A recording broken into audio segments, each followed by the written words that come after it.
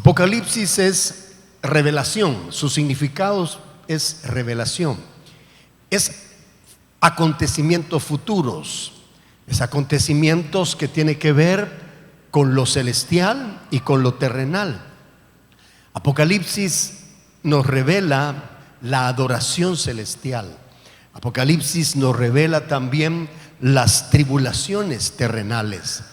El pueblo, nosotros debemos de entender y atender que las cosas que están profetizadas a través del siervo Juan el teólogo, quien recibió esa revelación, sí o sí se van a cumplir. Apocalipsis es un libro muy particular.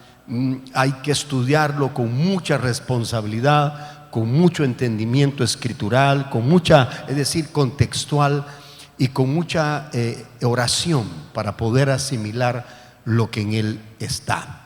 Hoy no estamos hablando necesariamente de este libro, pero sí de algunos puntos relevantes que nos enseña este libro.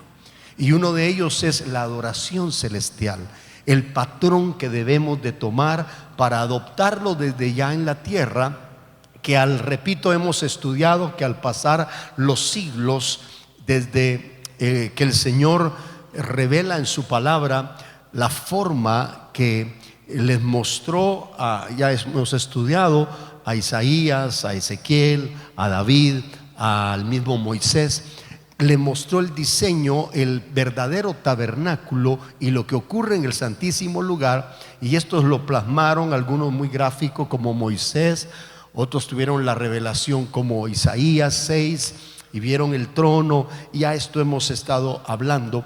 Eso se lo mostraron a un hombre llamado David, y David lo puso muy gráfico, con adoración, expresión, con instrumentos, con cantar, con sonidos que el Señor le mostró a través de instrumentos. Lo hizo 24/7, ininterrumpidamente. ¿Por qué? Porque lo que hizo fue tomar el diseño y traerlo a la tierra y ejecutarlo.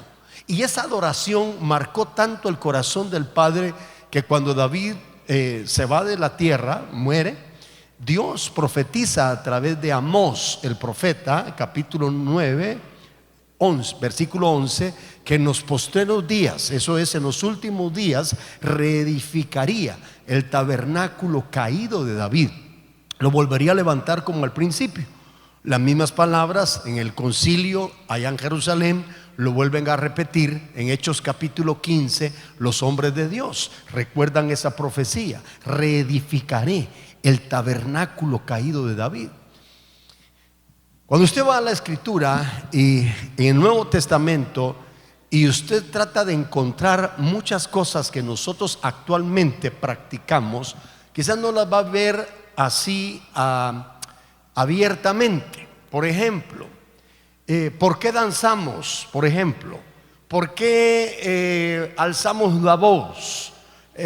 ¿No lo encuentra usted? ¿Por qué sonamos trompetas?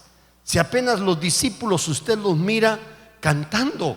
Era la iglesia del principio, la iglesia naciente. Con todo respeto, decía mi apóstol, la iglesia niña, la iglesia que empezaba. Imagínense cómo era la iglesia niña, la iglesia naciente en el libro de los Hechos, que ángeles continuamente la visitaban, el Espíritu Santo llenaba a los ministros, ocurrían milagros, ángeles los sacaban de las cárceles cuando ingresaban, hermano, venía revelación, provocaban terremotos a través de la oración. Ni siquiera creo yo hoy en día la iglesia ha llegado a la iglesia del principio. Pero ¿cuántos anhelan llegar? ¿Y cuántos anhelan avanzar? Una característica que había en la iglesia del principio era una iglesia de oración, una iglesia de búsqueda y una iglesia de comunión. Ahora, ¿por qué el pensamiento? ¿De dónde obtenemos las expresiones bíblicas, las expresiones y manifestaciones que vivimos en nuestra congregación? Pues lo encontramos precisamente el secreto está en la restauración del tabernáculo caído de David. Eso encierra todo lo que nosotros hacemos: el sonido de la bocina, los instrumentos, las danzas, todo está encerrado en la reedificación del tabernáculo caído de David. Le conté la vez pasada que una de las acepciones o connotaciones que tiene el término tabernáculo es dinastía. Entonces quedaría: reedificaré la dinastía caída de David. Es algo así como entender por qué el Padre está en busca de adoradores. Esa estirpe como que dejó de fluir. Pero Él prometió que en los postreros días, eso significa en los últimos tiempos, el Señor traería una edificación, traería revelación, entendimiento, para que hombres de Dios de esa línea, de esa estirpe, pudiéramos comprender y traer el diseño que este personaje plasmó alrededor del arca, porque ese tabernáculo fue el que le marcó. No era una tienda lo que el Señor lo está hablando, sino lo que implicaba. Más que sonidos hemos hablado, y más que expresiones y más que instrumentos, se enfoca en la presencia de Dios, en el amor por la presencia de Dios, en hombres y mujeres que volvamos a enfocarnos en la prioridad. Por eso estamos en este plan. Ahora, estamos viendo un diseño celestial, porque ahí está la gráfica real, es decir, lo que se está viviendo y se va a seguir viviendo. Apocalipsis lo dice. Entonces, en esto que voy a leer es la vivencia celeste, pero qué interesante, simultáneamente que hay escenas extraordinarias que estamos hoy recordando y vamos a leer, como Apocalipsis 4, Apocalipsis 5, son escenas del cielo, del lugar santísimo, de la adoración en el lugar santísimo. Simultáneamente en la tierra se están dando eventos muy terribles. Oiga, por favor, está la gran tribulación. Mientras usted va a leer, lo que va a leer acá a continuación es el plano del lugar santísimo, es el nivel de gloria que se está viviendo allí. Pero acá en la tierra, en esta temporada, cuando se llegue, y espero que usted y yo no estemos ahí, sino estemos con el Señor, porque los que se queden a la gran tribu, eso va a ser terrible, hermano. Cuando tú dices gloria a Dios. Entonces quiero que usted vea aquí y entendamos los dos niveles, las dos dimensiones. Bueno, primera vamos a ir a Apocalipsis 4, verso 8, dice: los 4 seres vivientes tenían cada uno 6 alas, alrededor y por dentro estaban llenos de ojos, y no cesaban día y noche de decir: santo, santo, santo es el Señor Dios Todopoderoso, el que era, el que es y el que ha de venir. Había declaración de su santidad, reconocimiento de su santidad, pero también había una proclamación de lo que fue, de lo que es y del que ha de venir. Había un anuncio. Y siempre dice, siempre aquellos, verso 9, seres vivientes dan gloria, honra y acción de gracias. Por favor, repita conmigo: gloria, honra, acción de gracias. En esto se debe de centrar la adoración del lugar santísimo. Cuando levantamos un cántico nuevo, debe de centrarse en gloria, honra y acciones de gracias. Es reconocer la grandeza, la santidad y homenajear por la entrega del Cordero, el que fue inmolado. Ahora dice: al que está sentado en el trono, al que vive por los siglos de los siglos. Los 24 ancianos, verso 10, se postran. Esta es otra acción en el lugar santísimo. Hay un postrar delante del que está sentado en el trono y adoran al que vive por los siglos de los siglos. Adoración, diga conmigo: adoración. Hay gente que dice ilusoriamente, ¿verdad? Yo me imagino que en el cielo vamos a estar como sobre una nube con una arpa y todo. No, hombre, mire, la adoración es algo maravilloso, es el hábitat de Dios. Dios reside allí. Más que eso, hermanos, son las vivencias delante de su presencia. Pero nosotros tenemos que aprender a degustar, a deleitarnos. Por eso te he enseñado que nadie puede buscar lo que no apetece. Nadie puede amar de quien no está enamorado.